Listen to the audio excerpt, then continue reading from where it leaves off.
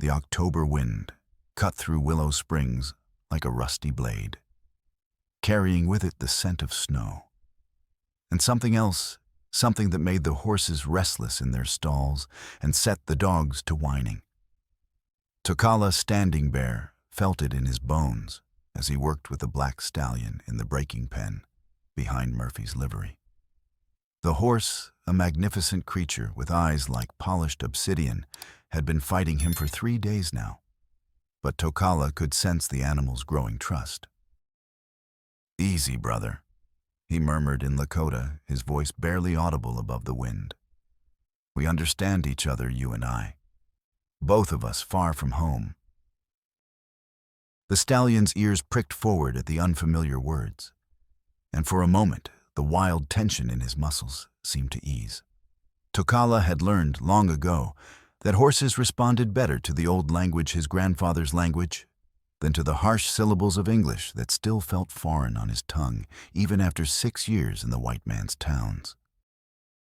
He was Lakota-born on the windswept plains east of the Black Hills, but those days felt like another lifetime. The reservation, the broken promises, the slow starvation, he'd left all that behind when he'd walked away in the winter of '75. Some called him a fool for choosing the uncertain life of a drifter over the meager security of government rations. Others whispered that he was running from something darker than poverty. Tokala let them whisper. The truth was simpler and more complicated than either story. He was a man caught between two worlds, belonging fully to neither. "Tokala." Murphy's voice cracked like a whip across the yard. "Got a customer wants to talk horses."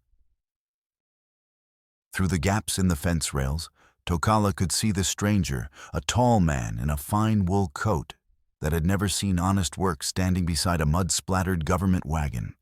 Even at a distance, there was something about the man's posture, the way he held his shoulders, that set Tokala's teeth on edge. He'd known men like this before, men who smiled with their mouths, but never their eyes. Men who spoke of civilization and progress, while their hands stayed close to their guns. The stallion sensed his tension and shied away, nostrils flaring. Tokala gentled him with a touch and then vaulted over the fence with the fluid grace that had once made him the finest horse thief on the northern plains. Those skills served him well now in more legitimate pursuits, though the irony wasn't lost on him. That the same government that had once put a price on his head now paid him to break their horses. "Now this here's Tokala," Murphy said as he approached, wiping grease-stained hands on his leather apron. "Best horse trainer this side of Cheyenne. Injun, but honest as the day is long." The stranger extended a pale, soft hand. "Commissioner Heinrich Kruger, Bureau of Indian Affairs. I understand you have quite a reputation with difficult animals." Tokala studied the hand for a long moment before clasping it briefly. Kruger's grip was firm, but somehow cold, like shaking hands with a corpse. "Horses ain't difficult," Tokala said carefully, his English deliberate and precise. "They just gotta trust before they'll work with you." "Indeed." Kruger's smile was thin as winter ice. "I find that trust is the foundation of all successful relationships, don't you? I'm told you're originally from the Pine Ridge Agency." It wasn't a question, and the casual way Kruger mentioned Pine Ridge made the hair on the back of Tokala's neck stand up. Men in fine coats didn't know about Pine Ridge unless they had business there. And in Tokala's experience, white men's business on the reservation was rarely good for the people who lived there. "I was a long time ago," Tokala said evenly. "Different life." Of course. We all have our previous circumstances." Kruger's pale eyes never left Tokala's face. "I'm actually here on a rather delicate matter. There have been some incidents in the territory. Livestock killed, people frightened. Local authorities believe it might be a rogue bear, but I suspect there may be more to it than that." "Bears kill livestock?" Tokala said with a shrug. Getting on toward winter. They're putting on fat for the sleep. True enough. But these attacks... Kruger paused as if choosing his words carefully. They show an unusual pattern, almost as if the animal is being directed. I don't suppose you've heard any rumors from your people about such things. The question hit Tokala like a physical blow. For a moment, he was back on the reservation, listening to his grandmother's stories about the old days when warriors could speak with the animals and call upon their strength in battle. But those were just stories, weren't they? Childhood tales told around winter fires to pass the long, hungry nights.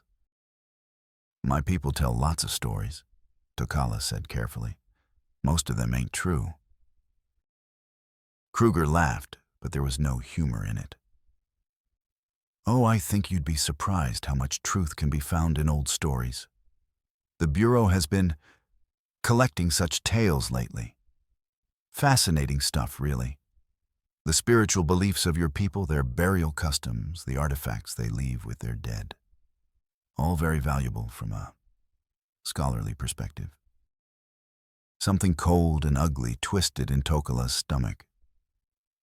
He'd heard whispers on the wind, carried by traders and drifters passing through stories of sacred sites being disturbed, burial grounds, violated holy objects disappearing into the collections of Eastern museums and private collectors. But surely not here, not in this remote corner of Wyoming territory, where his people had never walked in great numbers. Can't help you with old stories, Tokala said flatly. I break horses, that's all. Of course. Kruger's smile never wavered.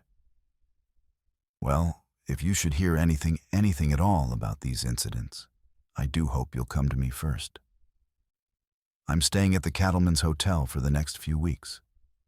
The Bureau is prepared to be generous to those who assist us in maintaining peace in the territory. The threat was subtle, but unmistakable. Tokala had learned to read such things in the tone of a man's voice, the set of his shoulders, the way his coat hung over his gun. Kruger was dangerous in the way that only civilized men could be, the kind who would smile while they destroyed you and call it progress. I'll keep that in mind, Tokala said. After Kruger left, Murphy spat into the dust and shook his grizzled head. Don't much care for government men, he muttered. Always asking questions, never giving straight answers. What you reckon he really wants? Tokala watched the commissioner's wagon disappear down Main Street, noting the way Kruger's driver kept one hand near the rifle propped beside the seat. Nothing good, he said quietly. The black stallion nickered from the pen, and Tokala turned back to his work. But his mind kept drifting to Kruger's words about burial customs and artifacts. That night, as he sat in his small room above Chen's laundry, he found himself thinking about his cousin Wachiwi, who had stayed on the reservation to teach the children the old ways. When was the last time he'd received a letter from her? 2 months, 3. Outside his window, the October wind howled like something hunting. Clara Brennan had never met a creature she was afraid of much, to her father's constant consternation. At 7 years old, she could gentle a spooked horse, with a touch coax a fractious cat from a tree with soft words, and had once walked straight up to a bull that had terrorized half the ranch hands and scratched it behind the ears until it purred like an oversized kitten. That child's got no sense whatsoever. Sheriff Tom Brennan would tell anyone who'd listen, though the pride in his voice always gave him away. Takes after her mother, God rest her soul. Mary never met a stray she wouldn't take in neither. Clara's fearlessness had served her well in Willow Springs, where wild animals wandered down from the mountains with increasing frequency as winter approached. While other children ran screaming from the occasional coyote or mountain cat, Clara would stand her ground, speaking to them in the same gentle voice she used with her father's horses. More often than not, the animals would regard her with what seemed like curious intelligence, before melting back into the wilderness. It was this gift, if gift it was, that led to her first encounter with Old Scar. The morning after Commissioner Kruger's arrival dawned cold and clear, with frost painting the windows of the schoolhouse in delicate patterns that reminded Clara of her mother's lace curtains. Miss Beatrice Patterson, the young teacher from Boston, who had arrived in Willow Springs that summer, full of Eastern ideals and determination to civilize the frontier, was struggling through a geography lesson. When Clara spotted the massive shape moving through the trees behind the building. "Clara Brennan, please pay attention," Miss Patterson said sharply, rapping her knuckles against the blackboard. "Can you tell me the capital of Montana Territory?" But Clara wasn't listening. Through the window, she could see the bear more clearly now, a huge grizzly with silver-tipped fur and a distinctive scar running from her left eye to her muzzle, giving her face a perpetually fierce expression. The bear was moving slowly, deliberately, her great head swinging back and forth as she tested the wind. "She's looking for something," Clara whispered. "I beg your pardon." Miss Patterson's voice carried the particular edge that meant trouble was coming. "The bear," Clara said, pointing toward the window. "She's—" The screaming started before Clara could finish her sentence. Little Tommy Henderson, who had been daydreaming by the window on the other side of the room, caught sight of Old Scar and let out a shriek that could have wakened the dead. Within seconds, the entire schoolhouse had erupted into chaos, with 23 children stampeding toward the front door, while Miss Patterson fluttered ineffectively, calling for order in her thin Boston accent. But Clara didn't run. Instead, she walked calmly to the back window and pushed it open, studying the great bear with the same careful attention she might give to a new horse or an injured bird. Old Scar had stopped at the edge of the clearing, her massive head tilted as if listening to something only she could hear. "Ansartham, hello there, grandmother," Clara said softly, in the few words of Lakota that Tokala had taught her during their encounters at her father's stable. She wasn't sure she was pronouncing it right, but the bear's ears swiveled toward the sound of her voice. For a long moment, girl and bear regarded each other across the frost-touched grass. Up close, Clara could see that Old Scar was not the mindless killer of Sheriff Anderson's warnings, but rather an ancient and intelligent creature with eyes like dark amber. There was something almost human in those eyes, a deep sadness that reminded Clara of the way her father looked when he thought no one was watching on the anniversary of her mother's death. "You're not here to hurt anyone," Clara said with absolute certainty. "You're looking for something you lost." The bear took a step closer, and Clara could smell the wild scent of her pine and earth, and something indefinably ancient. Old Scar's scarred muzzle worked as she tested Clara's scent, and then, impossibly, the great beast sat back on her haunches like an enormous dog. "Clara Elizabeth Brennan."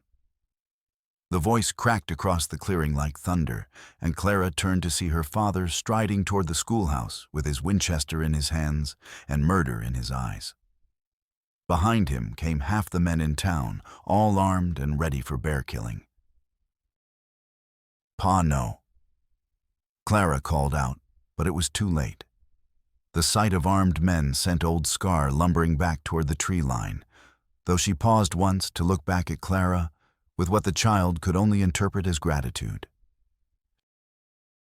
"Get away from that window!" Sheriff Brennan barked, but Clara was already climbing through it, dropping to the ground with the agility of a cat. She wasn't going to hurt anyone, Clara said as her father swept her up in his arms, his heart hammering against her ear. "She's looking for something, Pa. Something important." "Bears don't look for anything but food and trouble," her father said grimly, but Clara could feel the way his hands shook as he held her. "Don't you ever do something that foolish again. You hear me?" But even as she nodded obediently, Clara found herself scanning the tree line where Old Scar had disappeared. The bear had been trying to tell her something, she was certain of it. And somewhere in the back of her mind, a terrible thought was beginning to form, a suspicion that the recent attacks attributed to Old Scar might not be what they seemed. That evening, as her father worked in his study, poring over reports of livestock killings and property damage, Clara slipped out to the stable, where she knew she would find Tokala working with the horses. The Lakota man had become something of a fixture around the Brennan place since her father had hired him to break a particularly stubborn mare, and Clara had developed the habit of helping him with his work while pumping him for stories about the old days. "Tokala," she said without preamble as she found him brushing down a bay gelding. "What do you know about bears that look for things?" His hand stilled on the brush, and when he turned to look at her, his dark eyes were troubled. "Why you asking about such things, little sister?" Clara told him about her encounter with Old Scar, watching, as his expression grew increasingly grave. When she finished, Tokala set down the brush and knelt so that they were at eye level. "In the old stories," he said carefully, "bears are the keepers of sacred places. When the sacred places are disturbed, the bears know. They feel it like a wound." "What kind of sacred places?" Tokala was quiet for so long that Clara thought he wasn't going to answer. When he finally spoke, his voice was barely above a whisper. "Places where the dead sleep. Places where the ancestors watch over their people. If someone was to take things from such places, the bears would know, and they would be angry." Clara felt something cold settle in her stomach. "Someone's been digging where they shouldn't," she said with the terrible certainty of childhood. "That's why she's so sad. Someone's been stealing from the dead." Tokala's face went pale, and Clara knew she had guessed right. But before either of them could say another word, her father's voice rang out across the stable yard.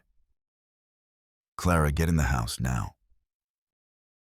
As she ran toward the house, Clara caught sight of a familiar figure emerging from her father's study, Commissioner Kruger, his pale face set in lines of satisfaction.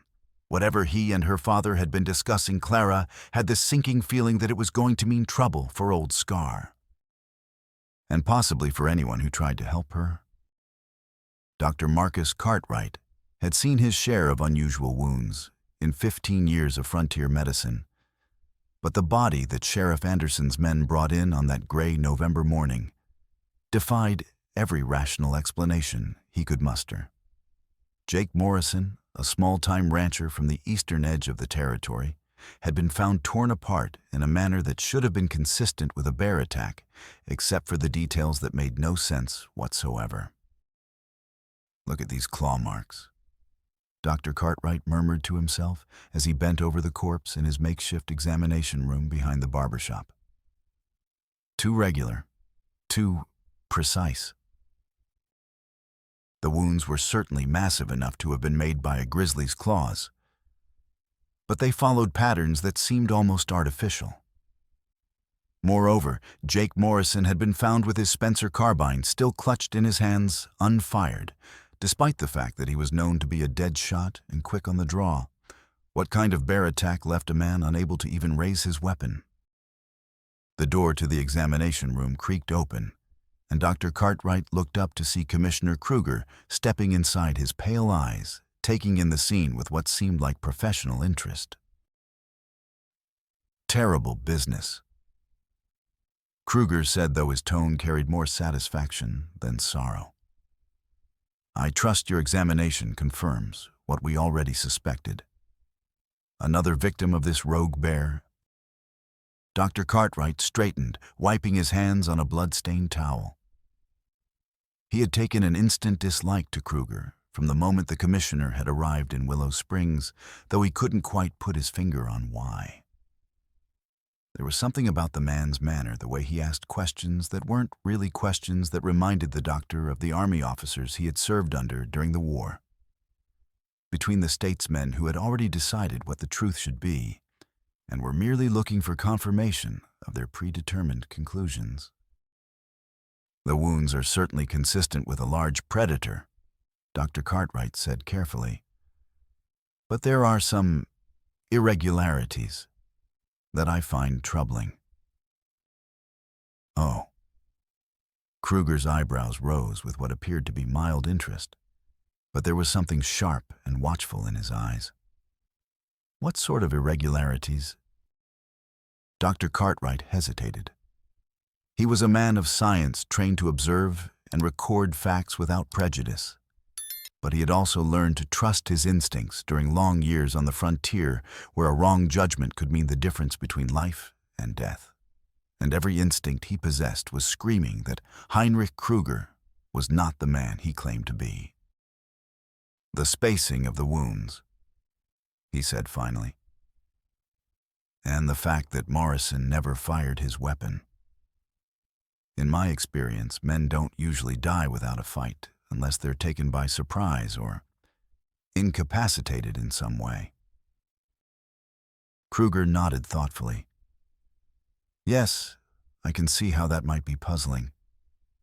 Of course, we must remember that wild animals can be quite unpredictable. Perhaps Morrison was simply frozen with fear.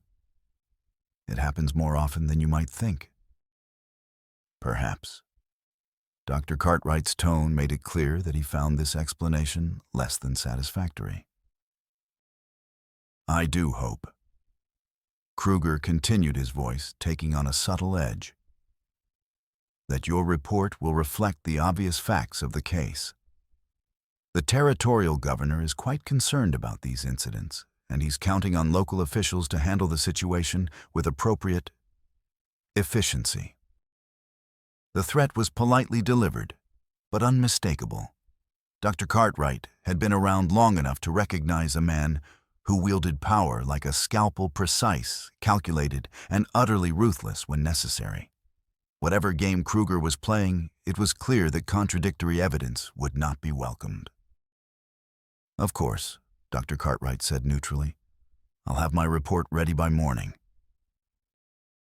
After Kruger left, the doctor stood alone with Jake Morrison's corpse, his mind racing. There was something fundamentally wrong about these so-called bear attacks, something that went beyond the mere peculiarities of the wounds. In his years on the frontier, he had treated genuine bear maulings, and they never looked like this. Bears killed for food or in defense of cubs or territory. They didn't methodically shred their victims with what appeared to be calculated precision. The sound of horses approaching drew his attention to the window, and he peered out to see Tokala Standing Bear, dismounting from a paint pony in front of the building. The Lakota tracker moved with the fluid grace that seemed natural to his people.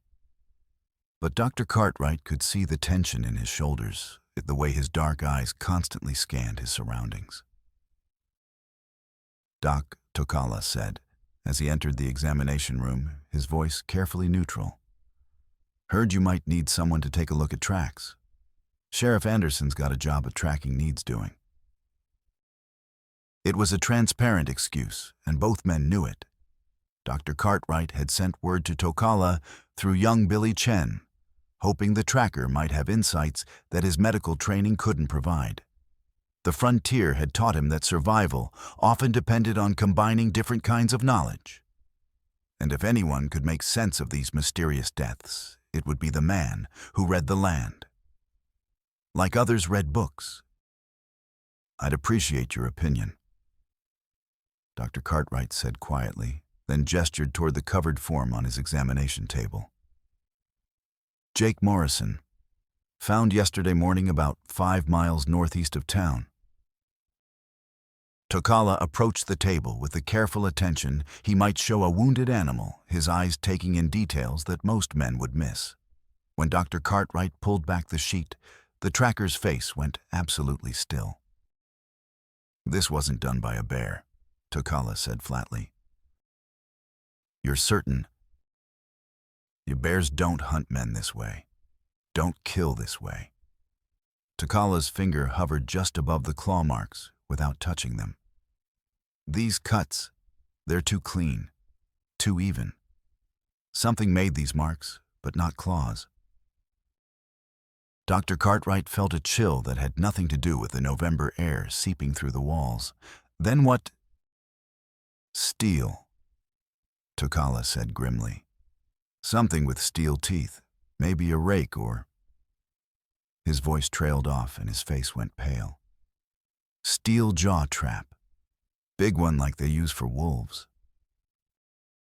The implications hit Dr. Cartwright like a physical blow. Steel jaw traps were brutal devices designed to clamp down on an animal's leg and hold it until the trapper arrived.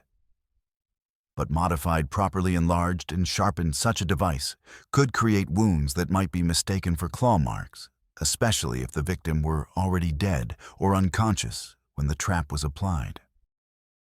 You're suggesting someone is deliberately creating false evidence, Dr. Cartwright said slowly. I'm suggesting, Tokala replied, that someone wants folks to think there's a killer bear loose in these hills. Question is why. Before Dr. Cartwright could respond, the sound of boots on the front porch announced another arrival. Both men tensed as Sheriff Brennan entered the room, his weathered face grim with exhaustion. Tom Brennan was a good man and an honest lawman, but he was also practical to a fault, and Dr. Cartwright wasn't certain how he would react to their theories about manufactured evidence. Doc Tokala. Brennan nodded to each man in turn. Commissioner Kruger says you might have Morrison's examination finished. Governor's putting pressure on us to get this bear situation resolved before it gets any worse. Dr. Cartwright exchanged a quick glance with Tokala, then made a decision that would have far-reaching consequences. Tom, I think you need to see something.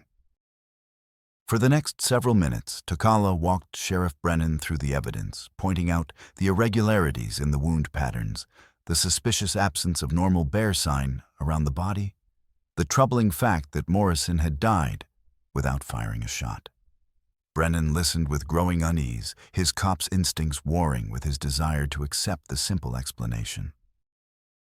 You're saying someone murdered Jake and tried to make it look like a bear attack? Brennan said finally. That's exactly what I'm saying, Tokala replied. And I'm saying whoever did it knows enough about bears to fool most folks, but not enough to fool someone who's actually seen what a real bear kill looks like. Brennan was quiet for a long moment, staring down at Jake Morrison's body, with the expression of a man whose world had suddenly become much more complicated. When he finally spoke, his voice was heavy with reluctant acceptance. If you're right, then we've got a killer loose who's been using this bear story to cover his tracks. Question is, who would want Jake Morrison dead, and why? Dr. Cartwright cleared his throat. There might be another question we should be asking Tom. What if Jake Morrison wasn't the real target? What if someone is using these fake bear attacks to cover up something else entirely? The three men looked at each other in the growing shadows of the examination room, each understanding that they had stumbled onto something far more dangerous than a rogue grizzly. Outside, the November wind rattled the windows, and somewhere in the distance, a wolf howled a sound that seemed to carry warnings on the cold mountain air. The attacks came with increasing frequency as November turned toward December, each one more brutal than the last, each one blamed on Old Scar, despite the growing evidence that something far more sinister was stalking the territory. Commissioner Kruger seemed to be everywhere at once, organizing hunting parties, offering rewards, and pushing Sheriff Brennan to authorize increasingly drastic measures. Tokala found himself caught in the middle of a situation that grew more dangerous with each passing day. His unofficial investigation with Dr. Cartwright had turned up disturbing evidence of systematic grave robbing in the high country, ancient burial sites that had been carefully excavated and stripped of their contents, with the valuable artifacts disappearing into private collections back east. The pattern was always the same. A burial site would be violated within days. Someone would be found dead in the vicinity. with wounds attributed to bear attack, and any witnesses or potential threats would either flee the territory or meet with unfortunate accidents. It was a perfect scheme, really. Who would question the death of a drifter or small rancher when everyone knew there was a killer bear loose in the mountains, and who would think to connect those deaths to the quiet theft of Indian artifacts that most white settlers considered worthless relics anyway? The realization that he was likely on Kruger's list of potential problems weighed heavily on Tokala's mind as he made his way through the snow-dusted streets of Willow Springs on the morning that everything changed. He had been careful to keep his suspicions to himself, sharing them only with Dr. Cartwright and reluctantly with Sheriff Brennan. But Kruger was no fool, and men like the commissioner had ways of learning things that made Tokala's skin crawl. He was so lost in thought that he almost missed the small figure huddled in the doorway of Chen's laundry, almost, but not quite. Clara Brennan sat with her knees drawn up to her chest, her face streaked with tears that had frozen in the bitter morning air. "Little sister," Tokala said gently, crouching down beside her. "What brings you out here so early? Your father know where you are." Clara looked up at him with eyes that seemed far too old for her 7 years. "She's gone," she whispered. "They killed her, and now she's gone." Tokala felt ice form in his stomach. "Who's gone, Clara? What happened?" "Old Scar," Clara said, her voice breaking. "The hunting party Pa organized with that awful man. They tracked her to her den and... She couldn't finish the sentence, but she didn't need to. Tokala could read the story in her tear-swollen eyes, in the way her small hands clenched into fists. The hunting party had finally cornered Old Scar in her winter den high in the mountains, and they had killed her. It should have been the end of the terror, the resolution that everyone in Willow Springs had been hoping for. Instead, it felt like the beginning of something much worse. Pa says the attacks will stop now. Clara continued, wiping her nose on her sleeve. But they won't, will they? Because she wasn't the one doing the killing.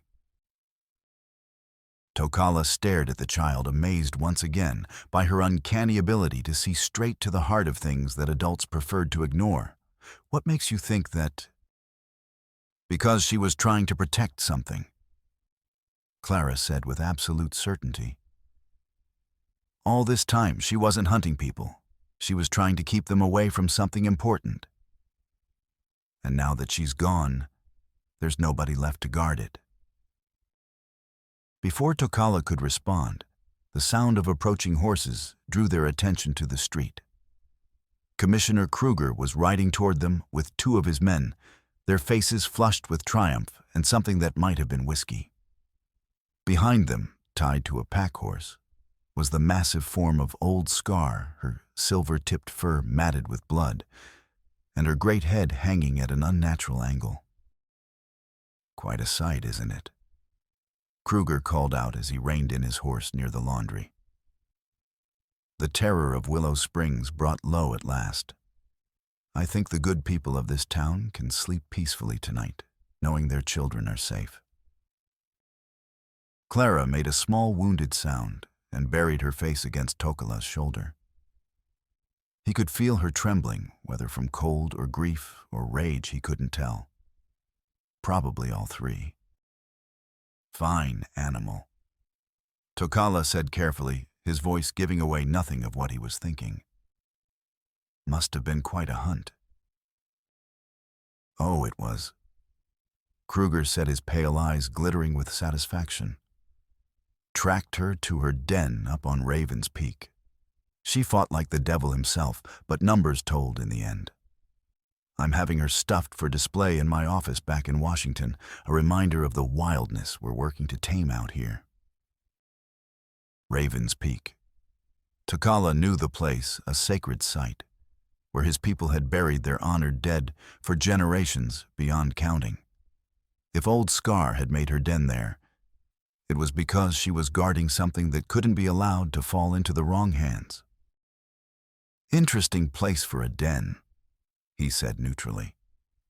High up, hard to reach. Must have been difficult terrain for tracking. Something flickered in Kruger's eyes, a moment of calculation that confirmed Tokala's worst fears. Not so difficult when you know what you're looking for, the commissioner said. Amazing what you can find in these old Indian burial grounds. Fascinating artifacts, some of them, quite valuable to the right collectors. The admission was casual, almost careless. But Tokala understood that it was meant as a warning.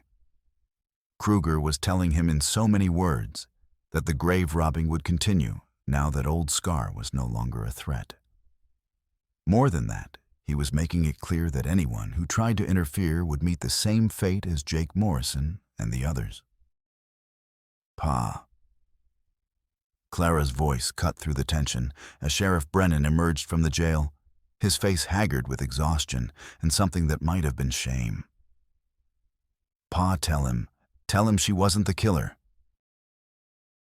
Clara, that's enough, Brennan said sharply. But Tokala could see the doubt in the sheriff's eyes.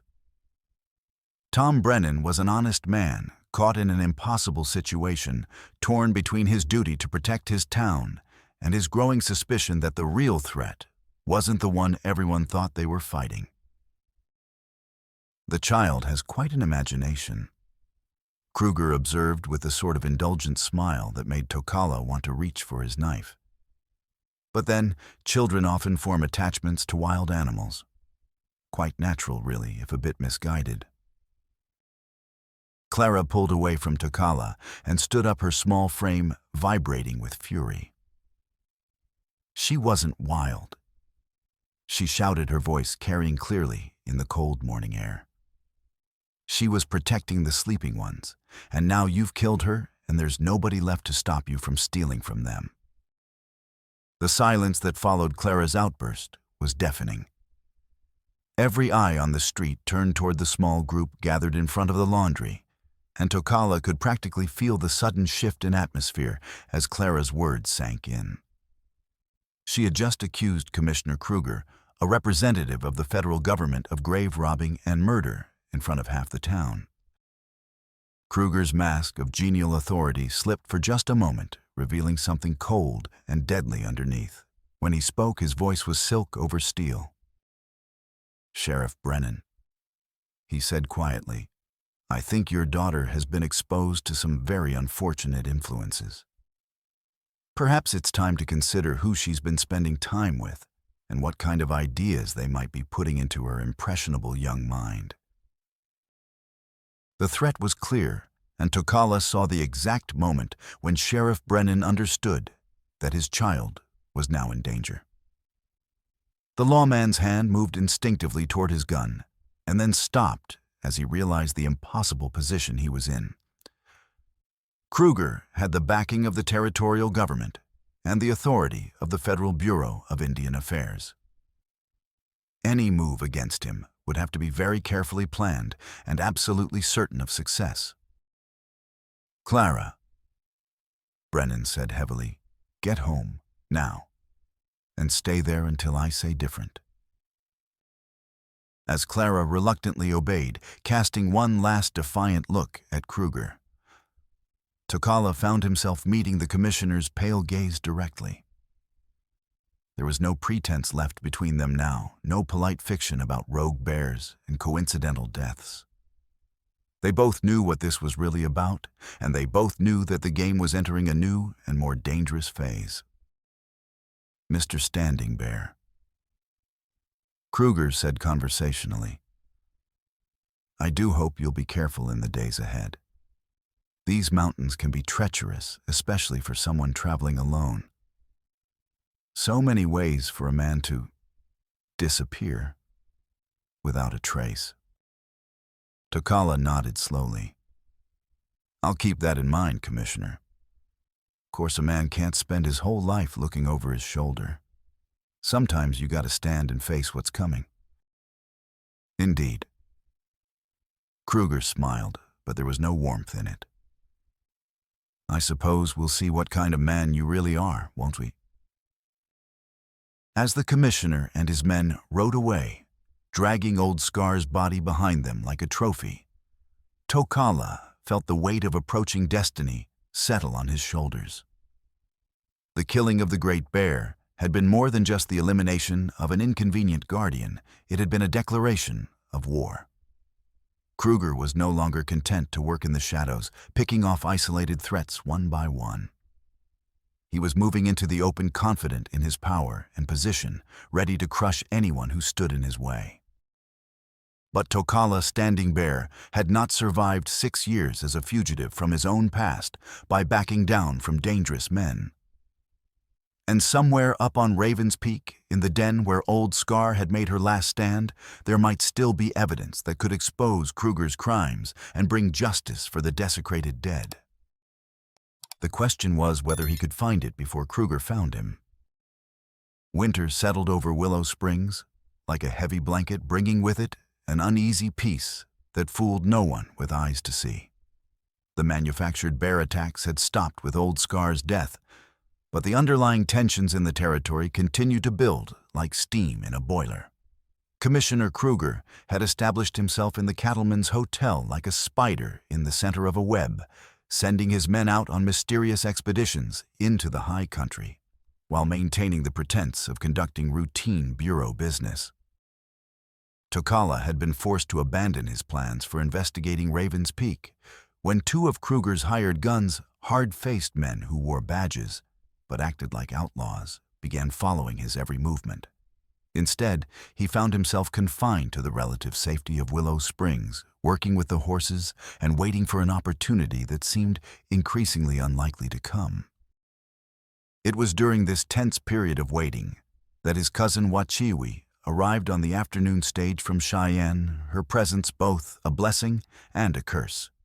Wachiwi was 3 years younger than Tokala, a teacher on the Pine Ridge Reservation who had dedicated her life to preserving what remained of their people's culture and traditions. She was also stubborn as a mule and brave to the point of recklessness, qualities that had served her well in her chosen work. But that made Tokala fear for her safety in their current circumstances. "Cousin," she said in Lakota, as she embraced him at the stage depot, her voice carrying the particular mixture of affection and exasperation that had characterized their relationship since childhood. "You look terrible. Are you eating properly, sleeping enough, taking care of yourself at all?" "Wachiwi," he replied in the same language. "What in the name of all the spirits are you doing here? This is not a good time for visits." She stepped back and studied his face with the sharp intelligence that had made her one of the most respected teachers in the territory. "Your letters stopped coming 2 months ago," she said simply. "And then I began hearing stories, bad stories, about sacred sites being disturbed and artifacts disappearing. Stories that mentioned Willow Springs and a man named Kruger who has been asking questions about burial customs on the reservation." Tokala felt his blood turn to ice water. If Kruger had been making inquiries at Pine Ridge, it meant the man's operation was far larger and more organized than anyone in Willow Springs had suspected. It also meant that Wachiwi was now in mortal danger simply by being associated with him. "You have to leave," he said urgently, switching to English as he noticed several of Kruger's men loitering near the hotel. "Tonight. Take the first stage out and don't come back." "I will not," she said with the quiet firmness that he remembered from their childhood arguments. "If the ancestors are being disturbed, if their rest is being violated, then someone must stand for them. Someone must speak the truth about what is happening here." Before Tokala could argue further, a familiar voice cut across the evening air like a knife through silk. "Well, well, what have we here, a family reunion?" Commissioner Kruger approached them with his characteristic smile, but Tokala could see the predatory calculation in the man's pale eyes as he took in Wachiwi's traditional dress and the obvious kinship between the 2 Indians. This was exactly the sort of development that Kruger would see as an opportunity rather than a complication. "Commissioner, Tokala said carefully. "This is my cousin Wachiwi Standing Bear. She's a teacher from Pine Ridge just passing through on her way to Denver." "How delightful," Kruger said, extending his hand to Wachiwi with exaggerated courtesy. "Heinrich Kruger, Bureau of Indian Affairs. I've actually had occasion to visit Pine Ridge several times recently. Fascinating place. So much history, so many opportunities for cultural exchange." Wachiwi looked at the offered hand for a long moment before politely declining to take it. "I'm sure you find our history very interesting, Commissioner.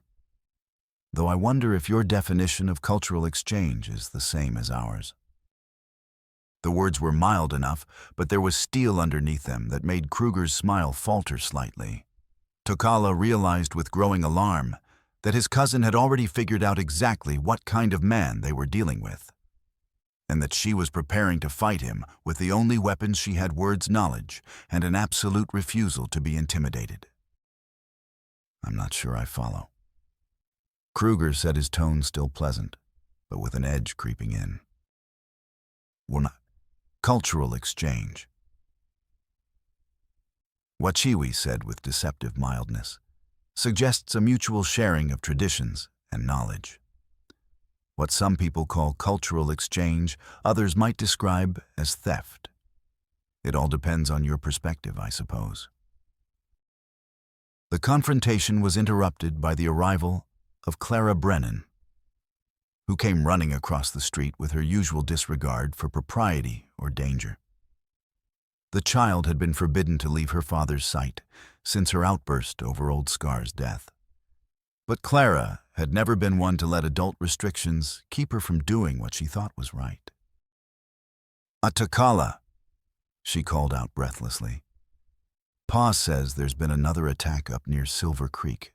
A prospector named Williams. They found him this morning all torn up just like the others." The news hit the small group like a physical blow. If there had been another attack, it meant that old Scar had not been the killer. After all, something that Clara had tried to tell everyone from the beginning.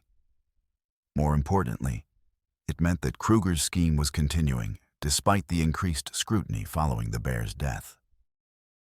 "Well, that's impossible," Kruger said sharply, his mask of affability slipping completely. "The bear is dead. I killed it myself." "Maybe you killed the wrong bear," Clara said with the devastating logic of childhood. "Or maybe it wasn't a bear at all." The silence that followed was pregnant with danger. Kruger's pale eyes moved from Clara to Tokala to Wachiwi, and Tokala could practically see him calculating odds and making decisions about how to handle this new complication. "Sheriff Brennan," Kruger called out. As Tom Brennan emerged from the jail, his face grim with fresh worry. "I think we need to discuss this latest development. Privately." As the two men moved away, speaking in low, urgent voices, Clara sidled closer to Tokala and Wachiwi. "They're lying about everything," she whispered. "Pa knows it too, but he's scared. That bad man has some kind of hold over him." Wachiwi knelt down so that she was at eye level with the child, her face serious. "What kind of hold, little one?" "Letters," Clara said promptly. "Letters from important people in the territorial government. Pa showed one to Doc Cartwright yesterday when he thought I wasn't listening. They're threatening to remove him as sheriff if he doesn't cooperate with the commissioner's investigation." Tokala exchanged a meaningful look with his cousin. Political pressure from above explained a great deal about Sheriff Brennan's recent behavior and his reluctance to pursue the evidence they had uncovered. It also suggested that Kruger's influence extended far beyond Willow Springs, reaching into the highest levels of territorial authority. "Clara," Wachiwi said gently, "how would you like to help us catch the real killer?" The child's eyes lit up with fierce determination. "What do you want me to do?" What Wachiwi wanted, as it turned out, was for Clara to serve as their eyes and ears in places where two Indians would attract too much attention. The plan she outlined was dangerous and complex, but it was also their best hope of gathering the evidence they needed to expose Kruger's operation and bring justice for the dead. That night, as Tokala lay in his narrow bed above the laundry, he found himself thinking about the path that had brought him to this moment. 6 years ago, he had walked away from his people and his past, seeking a life free from the endless cycle of poverty and oppression that defined reservation existence. Now, through a twist of fate that his grandmother would have called the work of the spirits, he found himself standing as the last guardian of the very traditions he had tried to leave behind. Outside his window, the December wind howled through the streets of Willow Springs, carrying with it the promise of snow and the scent of approaching destiny. Somewhere in the darkness, Kruger and his men were planning their next move, confident in their power and position. But they had made one critical mistake. They had underestimated the courage of a 7-year-old girl, so the determination of a Lakota teacher, and the stubborn honor of a man who had finally found something worth fighting for. The game was entering its final phase, and blood would be spilled before it was over. The blizzard that struck Willow Springs 3 days before Christmas was the worst anyone could remember, turning the world into a howling white void that made travel impossible and forced the entire territory into an uneasy truce. For 48 hours, the wind screamed down from the mountains with such fury that even Kruger's men were confined to the warmth of the cattleman's hotel, drinking whiskey and playing cards, while nature reminded them who really ruled the high country. It was during this enforced calm that Tokala Wachiwi and their unlikely allies made their preparations for what they all understood would be a final confrontation. Clara had proven invaluable as a source of information, slipping through the storm-lashed streets with the fearless agility of childhood to observe Kruger's activities and report back on his movements. Dr. Cartwright had quietly assembled medical evidence from all the supposed bear attacks, building a case that would convince even the most skeptical observer that the wounds had been artificially created. And Sheriff Brennan finally pushed beyond his breaking point. By the latest death, had begun to distance himself from Kruger's investigation. The storm broke on the morning of December 23rd, leaving behind a world transformed by snow and ice. The sudden quiet was almost deafening after the constant howling of the wind, and Tokala woke with the certainty that the waiting was finally over. Today, one way or another, the truth would come out. He was pulling on his boots when Clara appeared at his window, her small face flushed with excitement and cold. "Tokala," she whispered urgently. "They're leaving the bad man and all his gunmen. They're loading up wagons and heading out toward the mountains." Tokala was dressed and armed within minutes, his Winchester and knife both checked and ready.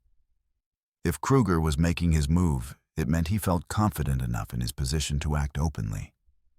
It also meant that whatever he was after in the high country was important enough to risk exposure during the worst weather of the year. Wachiwi met him at the livery stable, her own horse saddled and ready. She had traded her teacher's dress for practical riding clothes and carried her grandfather's old Spencer rifle with the familiarity of someone who had grown up hunting on the plains. "Clara says they took the trail toward Raven's Peak," she said without preamble. "That's where old Scar had her den and where the old burial sites are located." Tokala nodded grimly. He had suspected from the beginning that Raven's Peak was the key to everything, but with old Scar guarding the approaches and Kruger's men watching his every move, he had been unable to investigate. Now, with the Great Bear dead and the commissioner apparently confident in his victory, the truth was finally within reach. Dr. Cartwright appeared as they were checking their gear, his medical bag slung over his shoulder, and a grim determination in his weathered face. "Tom's coming too," he said, without explanation. "He's finally had enough of being Kruger's puppet." Sheriff Brennan emerged from the jail a few minutes later, his badge gleaming on his coat and his hand resting on the butt of his Colt. The lawman looked like he had aged 10 years in the past week, but there was steel in his eyes that had been missing for too long. "Gentlemen," he said formally, "and lady, I believe we have a federal crime to investigate." The trail to Raven's Peak was treacherous in the best of weather, a narrow track that wound through stands of pine and aspen, before climbing into the rocky heights where only the hardiest souls ventured. In the aftermath of the blizzard, it was a frozen nightmare of ice and hidden obstacles that claimed one of their horses within the first mile. But Kruger's wagons had left clear tracks in the snow, and more importantly, they had left sign that Tokala could read like a book. 3 wagons, he said, studying the ruts and hoofprints. 8, maybe 10 men total. And they're pushing hard, see how deep the wheel tracks are. They're carrying something heavy. Digging equipment, Wachiwi said with certainty. They're not just looting graves that have already been opened. They're excavating new sites. The implications were staggering. If Kruger was conducting systematic archaeological expeditions, it meant his operation was far larger and more organized than anyone had suspected. It also meant that the sacred burial grounds of Tokala's people were being violated on an industrial scale, with priceless artifacts disappearing into private collections across the country. They followed the trail for 3 hours, climbing steadily into the thin air of the high country, where the snow lay 3 feet deep and the wind never stopped blowing. Tokala found himself thinking about his grandfather's stories, tales of the old warriors who had defended these same mountains against white settlers and cavalry troops. Those men had died fighting for their people's freedom. Now it fell to him to fight for their dignity in death. The first sign of Kruger's camp came when Clara, who had insisted on coming despite everyone's objections and who rode behind Wachiwi, with the skill of someone born to the saddle, pointed toward a thin column of smoke rising from a grove of trees ahead. "There," she whispered, though they were still too far away for normal voices to carry. "Do you see it?" Tokala saw more than smoke.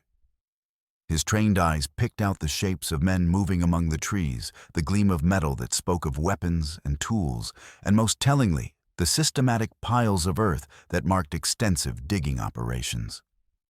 Kruger hadn't just found one burial site, he had located an entire ceremonial ground, a place where generations of Lakota had laid their honored dead to rest. They left their horses in a sheltered draw and approached on foot, moving with the silent skills that Tokala had learned during his years as a fugitive. What they found when they reached the edge of the camp was worse than anything they had imagined. Kruger had turned the sacred burial ground into a mining operation.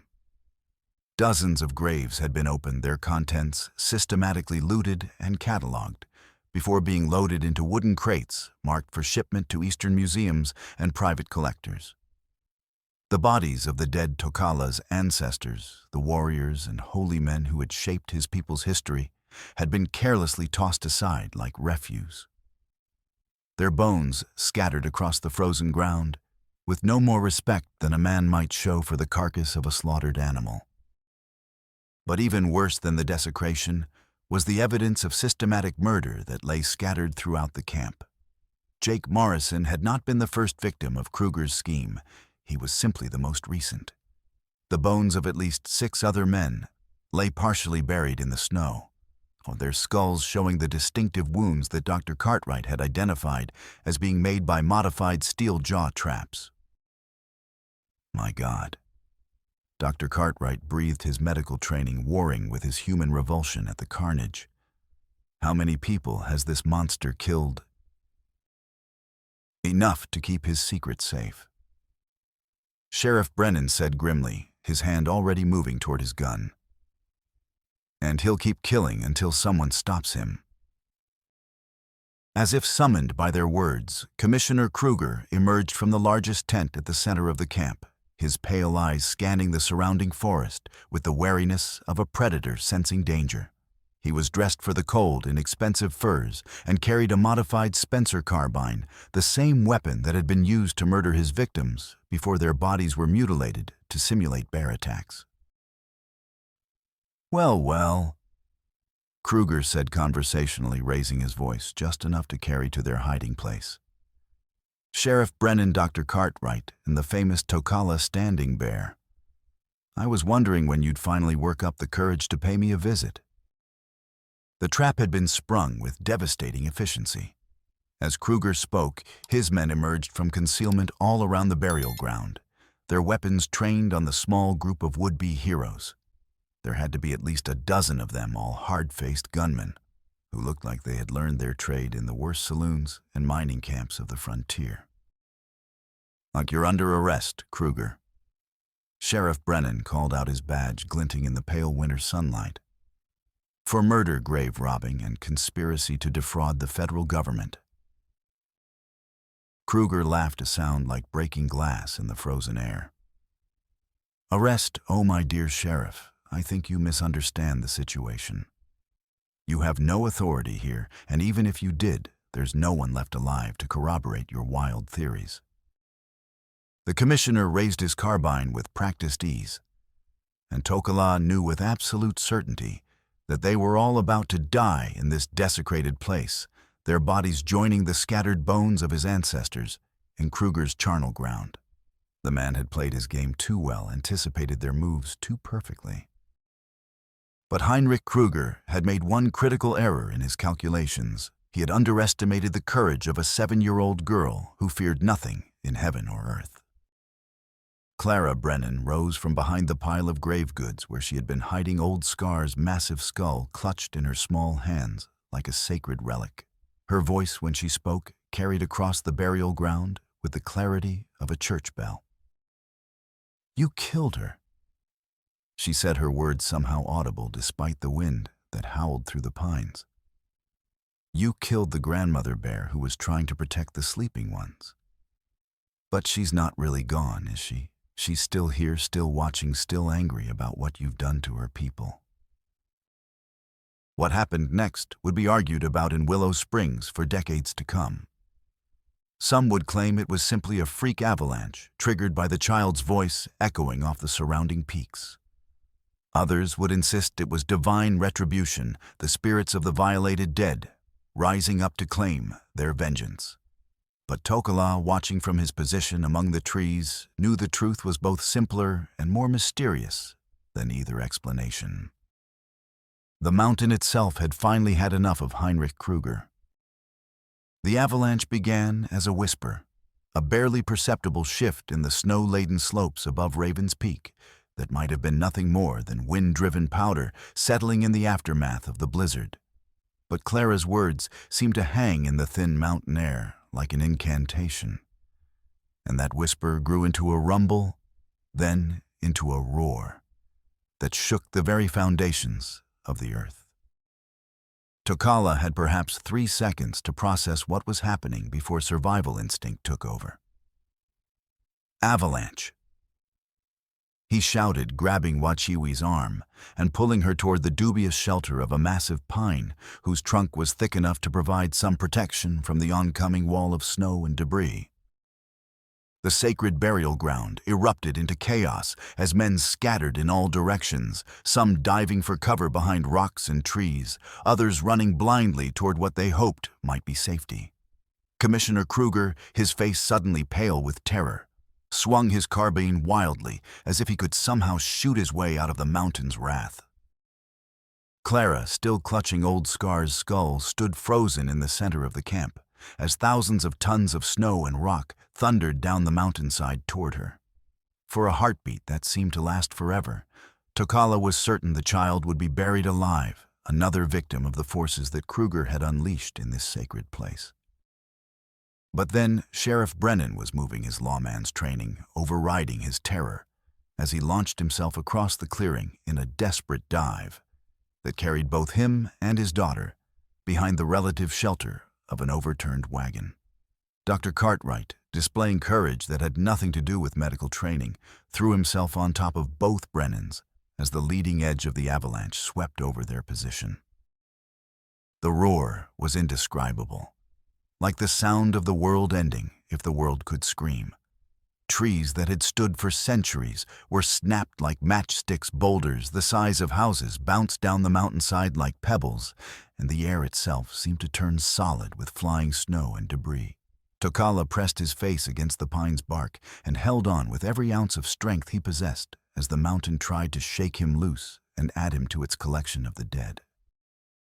When the avalanche finally spent its fury and the world grew quiet once more, Tokala found himself buried up to his chest in snow, his ears ringing and his lungs burning from the effort of breathing superheated air thick with ice crystals. Beside him, Wachiwi coughed weakly and tried to dig herself free, her traditional clothing torn and her face scratched by flying debris, but her eyes still bright with life. Morteru, Sheriff Brennan's voice cut through the settling dust and snow hoarse with terror and desperation. Clara, answer me. The overturned wagon had provided just enough protection to save their lives, though Dr. Cartwright was unconscious and bleeding from a gash across his forehead. Clara emerged from beneath the physician like a prairie dog popping up from its burrow, old Scar's skull still clutched protectively in her arms. "I'm all right, Pa," she said with the matter-of-fact tone that only children could manage in the aftermath of disaster. "But I think the bad man is in trouble." Heinrich Kruger was indeed in trouble. The avalanche had caught him and most of his men in the open, and while some had managed to reach cover in time, others had simply vanished beneath tons of snow and rock. Kruger himself was trapped against a boulder, his legs pinned by debris and his expensive carbine buried somewhere in the white chaos that had once been his carefully organized camp. "Help me," he gasped as Tokala approached, his pale eyes wide with pain and terror. "My legs, I think they're broken. You have to help me." Tokala stood over the man who had murdered so many innocents, who had desecrated the graves of the ancestors, who had used the authority of the federal government to cover his crimes. It would be so easy to simply walk away, to let the mountain claim this final victim and end the whole sordid affair with a kind of poetic justice. But that was not the way of his people. Even their enemies deserved the dignity of a clean death. "Sheriff," Tokala called out, "your prisoner needs medical attention." It took them the better part of an hour to dig Kruger free from the debris, and Dr. Cartwright, despite his own injuries, did what he could to stabilize the commissioner's shattered legs. 3 of Kruger's men had survived the avalanche, and they surrendered without resistance when faced with Sheriff Brennan's badge and the prospect of being left alone in the mountains with winter closing in.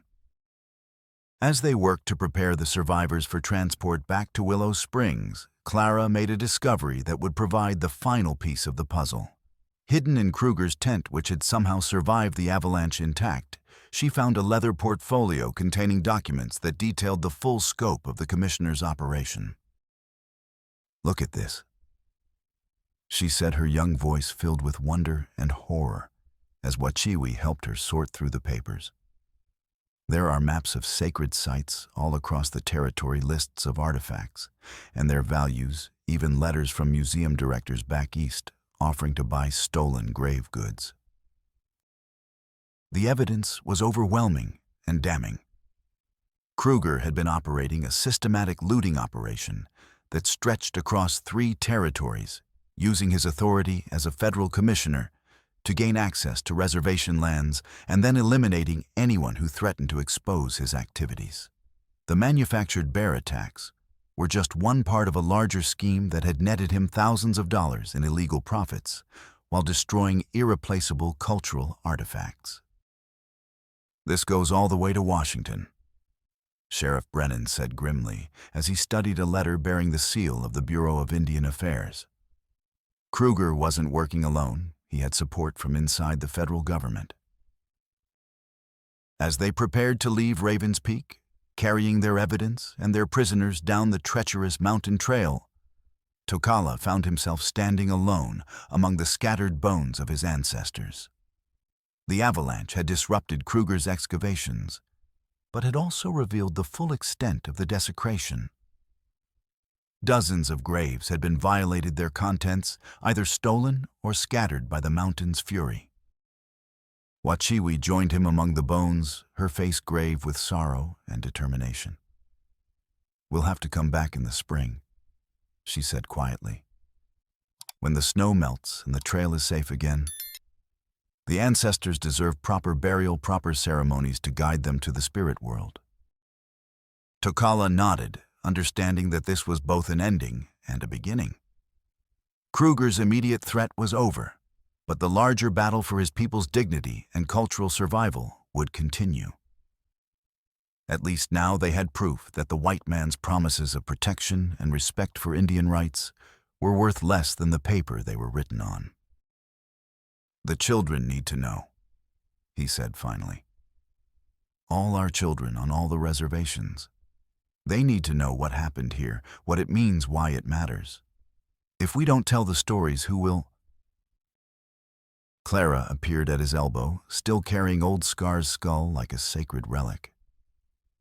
"I'll tell the story," she said with the absolute conviction of childhood. "When I grow up, I'll make sure everyone knows what really happened here. I'll write it all down so it can never be forgotten." Looking down at the fearless child who had helped them bring a killer to justice, Tokala found himself believing that she would do exactly that.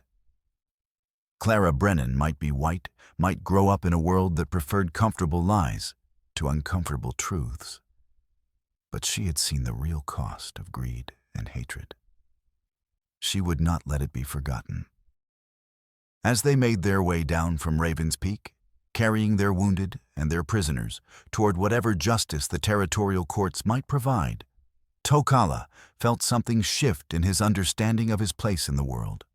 He had spent 6 years running from his past, trying to find a life that existed somewhere between the white world and the Indian world. Now he realized that there was no such place. There was only the choice to stand up for what was right, regardless of the consequences. The battle was far from over, but for the first time in years, Tokala Standing Bear felt like he was finally fighting on the right side. The trial of Heinrich Kruger became the sensation of the territory, drawing newspaper reporters from as far away as Denver and San Francisco to the courthouse in Cheyenne, where territorial justice would be dispensed. The evidence that Clara had discovered in the commissioner's tent proved to be even more damaging than they had initially realized, revealing a conspiracy that reached into the highest levels of the federal government and implicated dozens of officials in the systematic looting of Indian sacred sites. Tokala found himself reluctantly thrust into the role of star witness, his testimony about the manufactured bear attacks and the desecration at Raven's Peak making headlines across the Western territories. The newspapers painted him as everything from a noble savage seeking justice for his people to a dangerous renegade who had taken the law into his own hands. The truth, as usual, was more complicated than either portrayal. The defendant, Heinrich Kruger, District Attorney Morrison intoned as he stood before the packed courtroom, used his position as a federal commissioner to conduct a campaign of murder and grave robbery that violated not only territorial and federal law, but the most basic principles of human decency. The evidence will show that he killed at least 7 innocent people to cover up his crimes, desecrated the burial sites of hundreds of Native Americans, and enriched himself through the sale of stolen cultural artifacts. Kruger, confined to a wheelchair due to his injuries, maintained his innocence to the end. His lawyers argued that he was the victim of a conspiracy by disgruntled Indians and their white sympathizers, that the evidence had been manufactured, that the entire affair was nothing more than an attempt to embarrass the federal government's Indian policies. It was a desperate strategy, but given the political climate of 1882, it might have worked under different circumstances. What doomed Kruger was not just the physical evidence, the modified steel jaw traps, the forged bear claw, marks the documented correspondence with Eastern collectors, but the testimony of Dr. Cartwright, whose methodical analysis of the supposed bear attack victims revealed the systematic nature of the murders. When the physician took the stand and walked the jury through each killing, showing how the wounds had been artificially created and the crime scenes carefully staged, even Kruger's most expensive lawyers couldn't argue with the facts. Clara Brennan, despite her age, was allowed to testify about her encounters with Old Scar and her discovery of the incriminating documents. Her childish directness cut through the legal rhetoric like a knife through silk, and more than one observer noted that the jury seemed more convinced by her simple honesty than by all the expert testimony that preceded it. "The big bear wasn't hunting people," she said firmly, her small voice carrying clearly in the hushed courtroom. "She was trying to protect the sleeping ones from the bad men who wanted to steal from them. And when the bad men killed her, the mountain got angry and buried them all up in the snow." The defense attorney's attempt to discredit Clara's testimony backfired spectacularly when he suggested that a 7-year-old child couldn't possibly understand the complex legal and cultural issues involved in the case.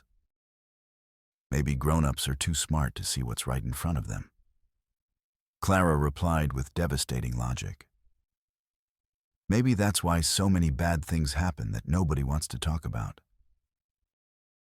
Wachiwi's testimony provided crucial context about the cultural and spiritual significance of the desecrated burial sites, explaining to the all-white jury why the theft of grave goods was not merely robbery, but a form of spiritual murder that would resonate through generations of Indian families.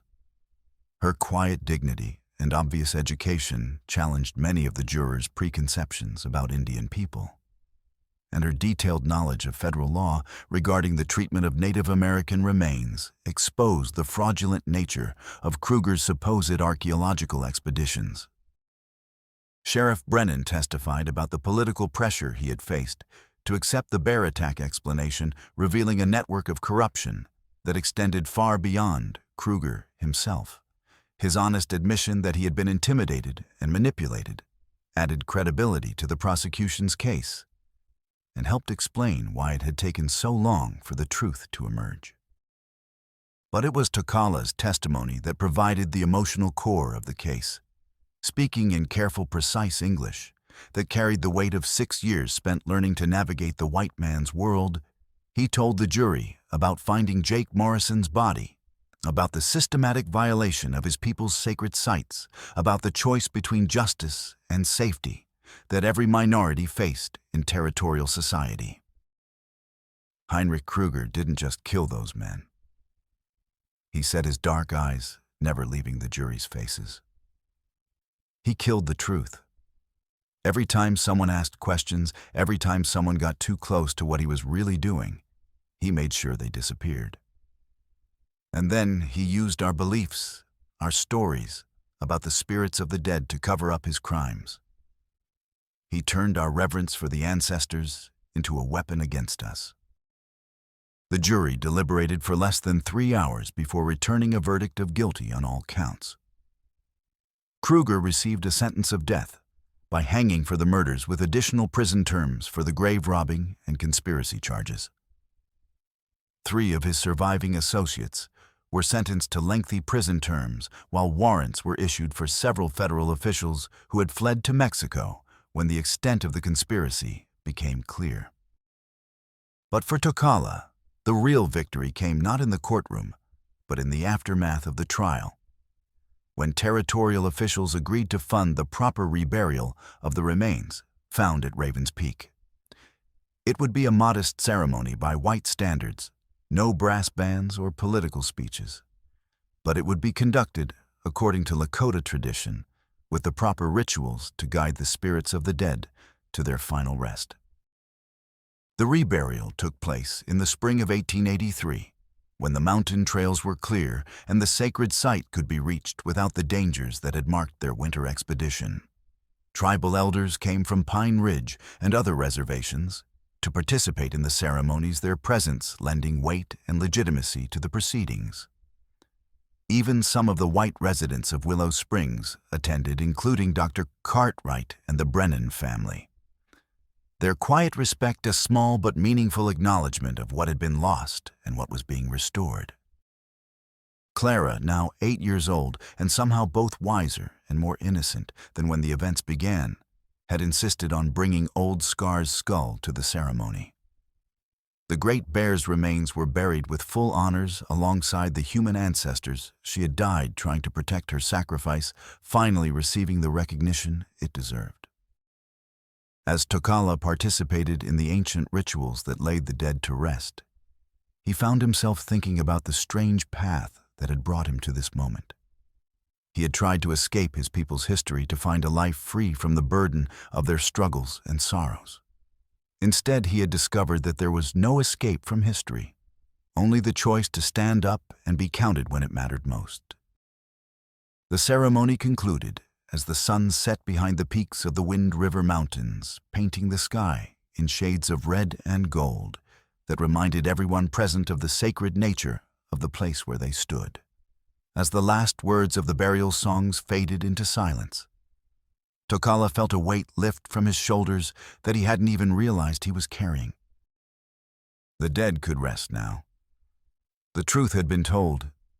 Justice, imperfect but real, had been served. It was enough. In the months following Kruger's conviction, Willow Springs underwent a subtle but significant transformation.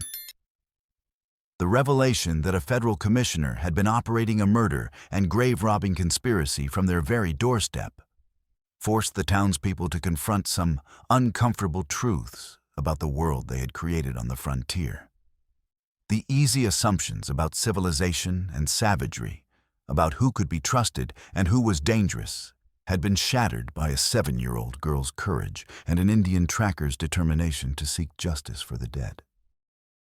Tokala found his status in the community fundamentally altered. Where once he had been merely tolerated as a useful outsider, he was now sought out for his opinions on everything from local politics to territorial development. It was a role he accepted with characteristic wariness, understanding that respect born from crisis could evaporate just as quickly when times grew easy again.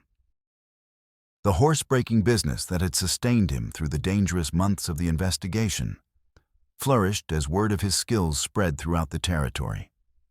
More importantly, his partnership with Sheriff Brennan in establishing new protocols for investigating suspicious deaths had earned him a semi-official position as a territorial consultant on Indian affairs. A job that paid well and gave him the authority to investigate reports of grave robbing and artifact theft on reservation lands.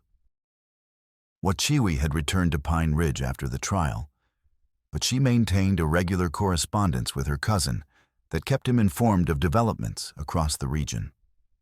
Her letters painted a picture of slow but meaningful change. Federal officials were being more careful about respecting tribal burial sites. Museum directors were beginning to question the provenance of their Indian artifact collections, and a new generation of educated Indians was emerging to advocate for their people's rights within the white legal system. Change comes slowly. She wrote in one particularly thoughtful letter, but it does come. What happened at Raven's Peak has been like a stone thrown into still water. The ripples spread farther than we can see. Children on all the reservations are hearing the story, now learning that it's possible to fight back against injustice and win. That may be the most important thing we accomplished. Clara Brennan, true to her word, had indeed begun writing down the story of what had happened during those terrible months when fear gripped Willow Springs. Her childish script filled notebook after notebook as she tried to capture not just the facts of the case, but the deeper truths about courage and cowardice, about the price of silence, and the power of standing up for what was right. Miss Patterson, the schoolteacher, had recognized the value of Clara's work and began helping her organize the material into a coherent narrative that might someday find its way into print. She has a gift. Miss Patterson told Sheriff Brennan during one of their regular conferences about Clara's education. Not just for writing, but for seeing past the surface of things to the truth underneath. You should encourage her to continue with this project. The project had grown beyond a simple recounting of events to include interviews with other participants and extensive research into the broader context of federal Indian policy. Clara's questions were often uncomfortably direct, forcing adults to examine their own actions and motivations with the unflinching honesty that only children seemed capable of maintaining. Dr. Cartwright had used his medical expertise to document the systematic nature of Kruger's murders, creating a forensic study that was already being cited by law enforcement officials throughout the West. His meticulous analysis of wound patterns and crime scene evidence had established new standards for investigating suspicious deaths, particularly in cases where natural causes or animal attacks might be suspected. But perhaps the most significant change in Willow Springs was in the relationship between the white and Indian residents of the territory. The revelation that Tokala and Wachiwi had been the ones to expose Kruger's conspiracy had forced many settlers to reconsider their assumptions about Indian intelligence, loyalty, and capability. It was a small step forward, but an important one in a region where racial prejudice had long been accepted as natural and inevitable. The change was symbolized by the memorial that the town erected at Raven's Peak in the summer of 1884. It was a simple stone marker bearing the names of Kruger's victims and a brief account of the conspiracy that had cost so many lives. But what made it remarkable was the inclusion of Old Scar's name, alongside those of the human victims, and the recognition that the Great Bear had died defending something sacred. Tokala had been asked to speak at the dedication ceremony, and his words were recorded by Clara and later published in the territorial newspaper. This stone marks more than just the place where evil men did evil things, he said to the mixed crowd of white settlers and Indian visitors who had gathered for the occasion. It marks the place where ordinary people chose to stand up for what was right, even when it was dangerous, even when it would have been easier to look the other way. That choice, the choice to see injustice and refuse to accept it, that's what civilization really means. Not the clothes we wear or the buildings we construct, but the willingness to defend the dignity of all people, even those who are different from ourselves. The speech was widely reprinted and earned Tokala invitations to speak at churches, schools, and civic organizations throughout the territory. He accepted some of these invitations, using them as opportunities to educate white audiences about Indian culture and history, while building bridges between communities that had long viewed each other with suspicion and hostility.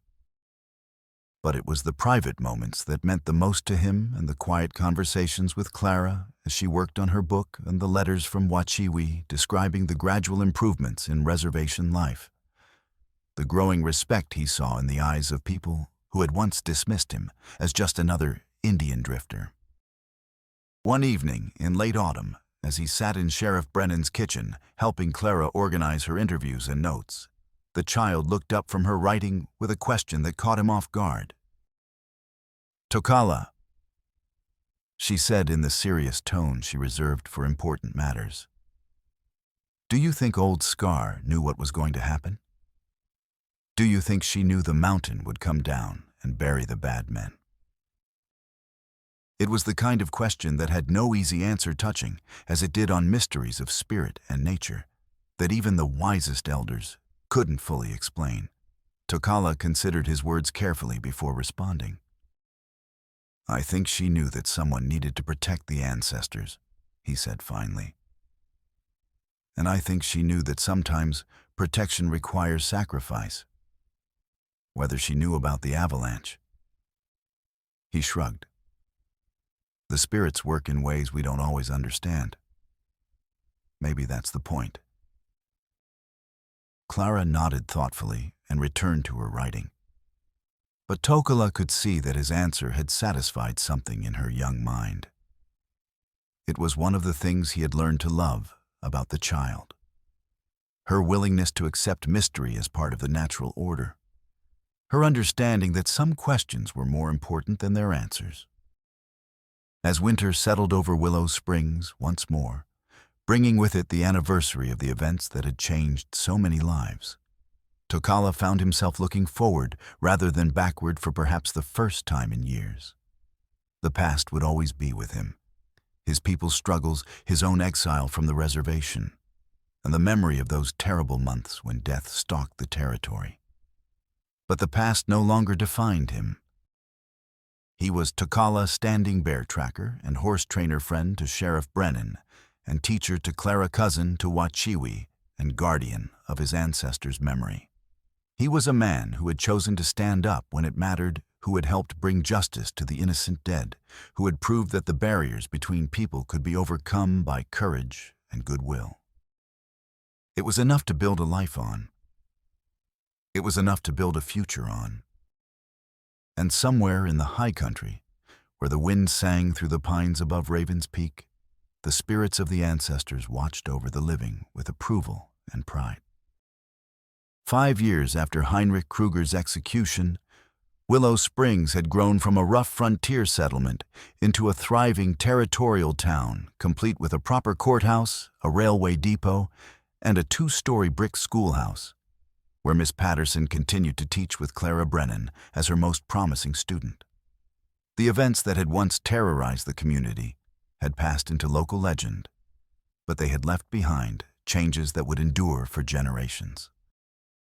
Clara, now 12 years old and already taller than most boys her age, had indeed completed her book about the Phantom Bear and the man who used fear to hide his crimes.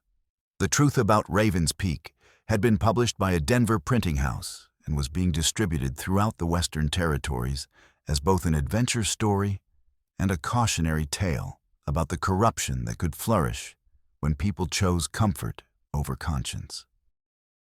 The book's success had brought Clara to the attention of Eastern publishers and women's rights advocates who saw in her direct, unflinching prose a new voice for justice and truth-telling. She had received offers to attend prestigious girls' schools in Boston and New York, opportunities that would have been unthinkable for a sheriff's daughter from a remote Wyoming town just a few years earlier. But Clara had chosen to remain in Willow Springs, at least for now. There was still work to be done.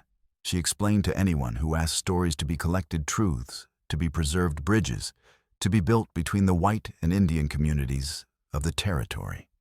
Her father had taught her that duty came before personal advancement, and she saw her writing as a form of public service rather than mere literature. Tokala had watched her grow from a fearless child into a thoughtful young woman with a mixture of pride and amazement. She had kept her promise to tell the story of what had happened at Raven's Peak, but she had done much more than that. She had become a voice for justice in a region where such voices were desperately needed. Their friendship had deepened over the years, evolving from the casual mentorship of adult and child into something approaching true partnership. Clara's questions had sharpened Tokala's own understanding of his people's history and struggles, while his stories had given her insights into a world that most white settlers never bothered to explore. Together, they had documented dozens of cases of injustice and exploitation, creating a record that would be invaluable to future generations of historians and reformers. Wachiwi had finally left the Pine Ridge Reservation the previous spring, accepting a position as the territorial government's first Indian liaison officer, a job created specifically for her. After territorial officials realized the value of having someone who could communicate effectively between white and Indian communities. She had moved to Cheyenne, where she worked to implement new policies protecting Indian burial sites and cultural artifacts. But she visited Willow Springs regularly and had become something of a celebrity in her own right as the first Indian woman to hold such a position. "The world is changing faster than our grandparents could have imagined," she told Tokala during one of her visits, as they sat on the porch of his small house watching Clara practice her horsemanship in the corral behind Sheriff Brennan's place. Not always in ways we like, not always fairly, but changing nonetheless. The question is whether we'll be part of that change or victims of it. Dr. Cartwright had used his growing reputation as a forensic expert to establish the territory's first scientific crime laboratory, a small but well-equipped facility that served law enforcement agencies throughout the region. His work on the Kruger case had attracted national attention, and he regularly received requests to consult on suspicious deaths and criminal investigations as far away as California and Texas. Sheriff Brennan had been elected to the territorial legislature, where he had sponsored several bills aimed at reforming the treatment of Indian communities and establishing better oversight of federal officials operating in the territory. His experience with Kruger had made him a vocal advocate for transparency in government and accountability for those who abused their authority.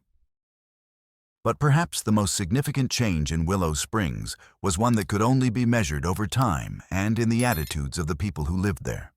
The town had become a model for racial cooperation and mutual respect, a place where Indian and white residents worked together as equals, rather than maintaining the suspicious separation that characterized most frontier communities.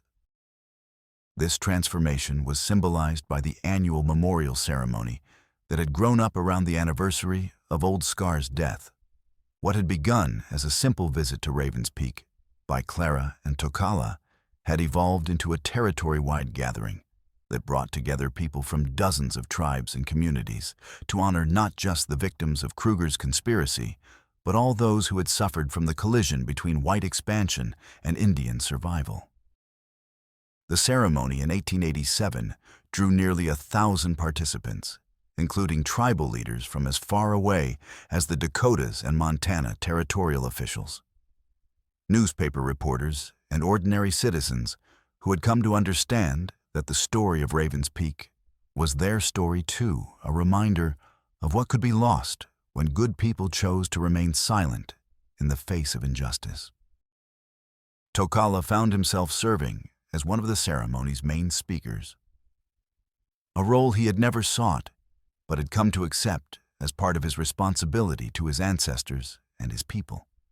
As he stood before the diverse crowd gathered at the memorial stone, he reflected on how far they had all traveled from that terrible winter when fear and suspicion had ruled the territory. 5 years ago. He began, his voice carrying clearly in the thin mountain air. This was a place of death and desecration, where greed and hatred had turned sacred ground into a charnel house. Today it's a place of memory and hope, where people of different races and beliefs can come together to honor the dead and commit themselves to building a better future. He paused to look out over the crowd, seeing faces both familiar and strange, Clara and her father in the front row. Wachiwi, standing with a group of tribal dignitaries, Dr. Cartwright, with his notebook and camera recording the event for posterity. But he also saw hundreds of others whose names he didn't know, but whose presence testified to the broader impact of their struggle against Kruger's conspiracy. The bear we called Old Scar died trying to protect something that couldn't protect itself, he continued. She gave her life to defend the helpless dead, and in doing so she showed us what courage really means.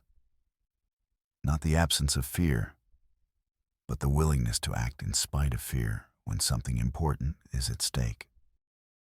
The crowd was absolutely silent now, hanging on his words as he built toward his conclusion. We can't bring back the dead, not Old Scar, not the ancestors whose rest was disturbed, not the innocent people who died to cover up Heinrich Kruger's crimes. But we can honor their memory by refusing to let their sacrifice be meaningless. We can choose to see each other as human beings rather than as enemies. We can choose truth over comfortable lies, justice over convenient silence, hope over despair. He gestured toward the memorial stone where Clara had placed a wreath of wildflowers gathered from the mountain meadows. This stone will weather and crumble eventually, and the words carved on it will fade until they can no longer be read.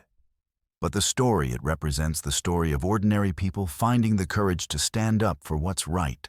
That story will endure as long as we keep telling it, as long as we keep living it, as long as we remember that the choice between good and evil is made new every day by every person in every community.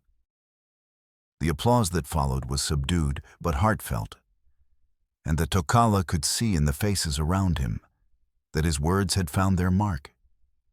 These people, Indian and white, young and old, rich and poor, had come to understand that they were part of something larger than themselves, participants in a story that would be told and retold by future generations as an example of what was possible when people chose unity over division.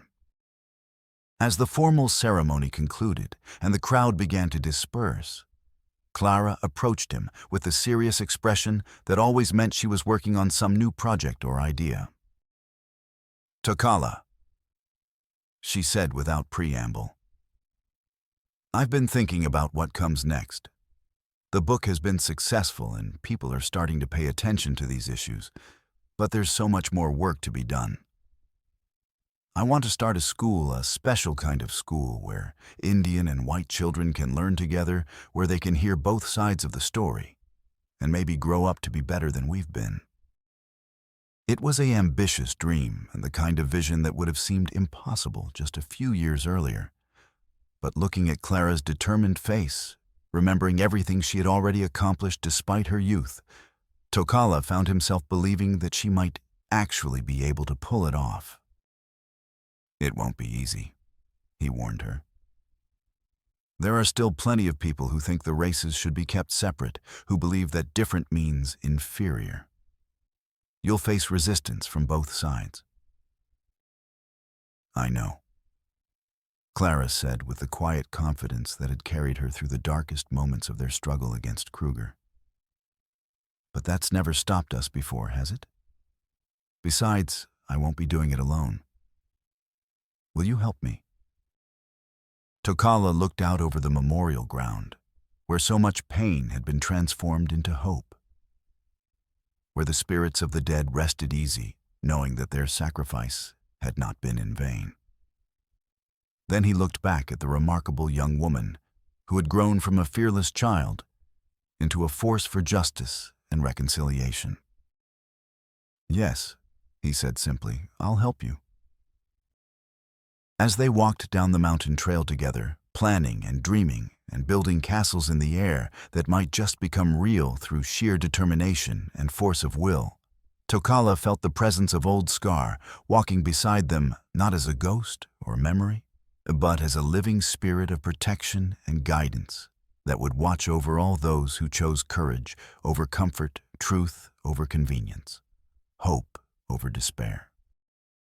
The phantom bear of Willow Springs had finally found her rest, but her legacy would endure in the lives of all those she had inspired to stand up and be counted when it mattered most. And in a territory where the future was still being written, where the choices made by one generation would determine the fate of the next, that legacy was the most precious gift she could have given to the living. The story was over, but the work continued. And in that continuation, in that endless commitment to justice and truth and reconciliation, Old Scar's spirit lived on, watching, protecting, and guiding those brave enough to follow in her paw prints toward a better tomorrow.